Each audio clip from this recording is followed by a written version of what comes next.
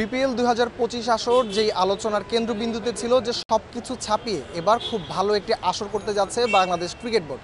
সেই আলোচনা কিন্তু এখন সমালোচনায় রূপ নিয়েছে, যার সবচেয়ে বড় কারণ হচ্ছে দুর্বার রাজশাহী টিম পক্ষ। এই ফ্র্যাঞ্চাইজিটির পক্ষ থেকে বিভিন্ন সময় বিভিন্ন কারণে ক্রিকেটারদের কাছ থেকে অভিযোগ ওঠে যে তারা এখনও পর্যন্ত কোনো পেমেন্ট পাচ্ছিল না ফ্র্যাঞ্চাইজিটির কাছ থেকে, এবং এর আগে ঢাকা পর্বে এবং সিলেট পর্বে এবং চট্টগ্রাম পর্বে তারা বিভিন্নভাবে বিতর্কিত হয়েছেন। এর আগেও ক্রিকেটাররা তাদের যেই প্র্যাকটিস সেশনটি ছিল সেটি বয়কট করেছিল এই পেমেন্ট না পাওয়ার কারণে। আছে আরও একটি নতুন ঘটনার জন্ম দিয়েছে এই দুর্বার রাজশাহী। ইতিমধ্যে আমরা জানতে পেরেছি যে যেই ক্রিকেটারগুলো ঢাকাতে থাকেন, স্থানীয় যে ক্রিকেটারগুলো রয়েছেন, তাদেরকে হোটেল ছাড়ার নির্দেশ দিয়েছে রাজশাহীর কর্তৃপক্ষ। তো এরই সবচেয়ে বড় কারণ হচ্ছে যে খরচ বাঁচানোর জন্য নাকি ক্রিকেটারদের কে হোটেল ছাড়ার নির্দেশ দিয়েছে দুর্বার রাজশাহীর ফ্র্যাঞ্চাইজি কর্তৃপক্ষ। এবং যদিও তাদের সাথে যোগাযোগ করা হলে তারা জানিয়েছেন যে এটি আসলে সঠিক নয়। কিন্তু এখানে আমার এক সহকর্মী এর আগে থেকে অবস্থান নিচ্ছিল, তার কাছ থেকে আমরা জানার চেষ্টা করব যে আসলে বিষয়টি তিনি এখন পর্যন্ত কি জানতে পেরেছেন এই বিষয়ে।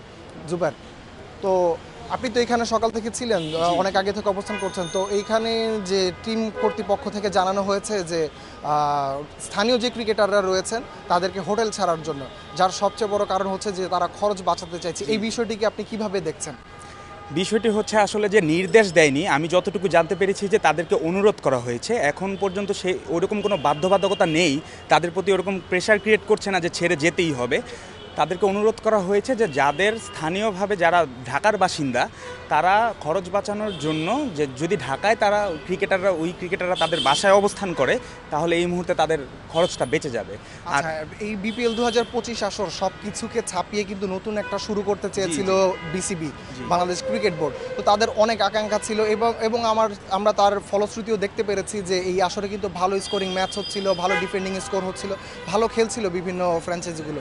তো ওইখানে দুর্বার রাজশাহীর মতো একটি টিম যারা এরকম বারবার বিতর্কিত করার চেষ্টা করছে বিপিএলটিকে এবং বিভিন্ন ক্রিকেটারদেরকে বিভিন্ন সময় পেমেন্ট ইস্যুতে হেনস্থা করছে, এই বিষয়টিকে আপনি কিভাবে দেখছেন ক্রিকেটারদের দিক থেকে?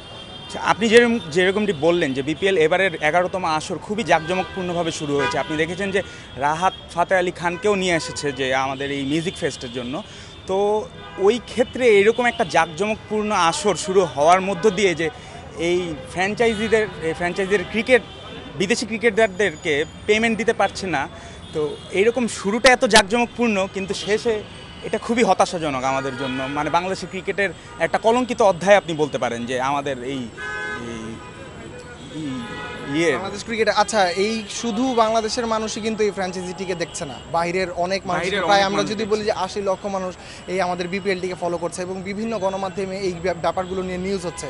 তো এই যখন বাইরের মিডিয়াগুলো এইরকম নিউজ করবে তখন বাংলাদেশ সম্পর্কে, আসলে বাংলাদেশের ক্রিকেট অথবা বিপিএল সম্পর্কে বাইরের মানুষদের আসলে কীরকম একটা দৃষ্টিকোণ তৈরি হয় বলে আপনি মনে করছেন? এটা তো অবশ্যই আমাদের ক্রিকেটের ভাবমূর্তি নষ্ট করছে। আপনি জানছেন যে এর আগেও দুর্বার রাজশাহী নিয়ে কথা হয়েছিল যে তারা চেক বাউন্স হয়েছে, বিদেশি ক্রিকেটাররা টাকা পায়নি। আজকে আবার আমরা নতুন করে জানতে পারছি যে স্থানীয় ক্রিকেটারদেরকেও তারা অনুরোধ করছে যে তারা যেন এই নিজেদের যা স্থানীয় বাসিন্দা তাদের বাসায় অবস্থান করে।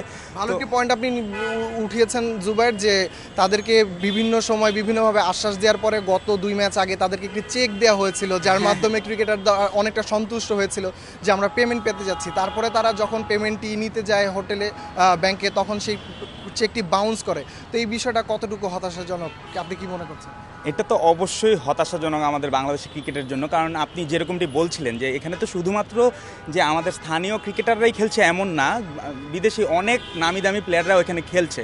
পুরো বিশ্বের দর্শকই কিন্তু এখন বলতে গেলে বিপিএলের এই 11তম আসর নিয়ে একটা অন্যরকম উন্মাদনা কাজ করছে। একদম শুরু থেকেই যদি আপনি ধরেন যে প্রথম ম্যাচেই আমরা দেখেছি যে একদম রোমাঞ্চের ছড়াছড়ি, প্রথম ম্যাচেই যে খুব ভালো স্কোর হয়েছে, ওটা ডিফেন্ড করে আবার মানে প্রথম ম্যাচ থেকে আমরা বিপিএল নিয়ে খুবই উন্মাদনা দেখতে পাচ্ছি। এই উন্মাদনার মাঝখানেই এবারের বিপিএলে আপনি দেখছেন যে টিকিটের মধ্যে কিন্তু সমালোচনা তৈরি হয়েছে। এর আগে আপনি দেখেছেন যে টিকিট নিয়ে একটা সমালোচনা তৈরি হয়েছে। আমাদের বিসিবি থেকে বলেছিল যে এবার 98% টিকিটই নাকি পাওয়া যাবে অনলাইনে, কিন্তু তারপরেও দর্শকরা কেন টিকিট পায়নি, এটাও একটা সমালোচনা তৈরি করেছে। এরপরে আবার নতুনভাবে এই সমালোচনার মোড় দিয়েছে হচ্ছে দুর্বার রাজশাহীর এই পেমেন্ট ইস্যুটা। ধন্যবাদ আপনাকে এতক্ষণ কথা বলার জন্য। তো যেমনটি আপনারা শুনছিলেন, আসলে সকল আলোচনা ছাপিয়ে কিন্তু এখন সমালোচনায় রূপ নিয়েছে এবারের বিপিএল 2025। তার সবচেয়ে বড় কারণ হচ্ছে দুর্বার রাজশাহী এবং দুর্বার রাজশাহীর মালিক কর্তৃপক্ষ।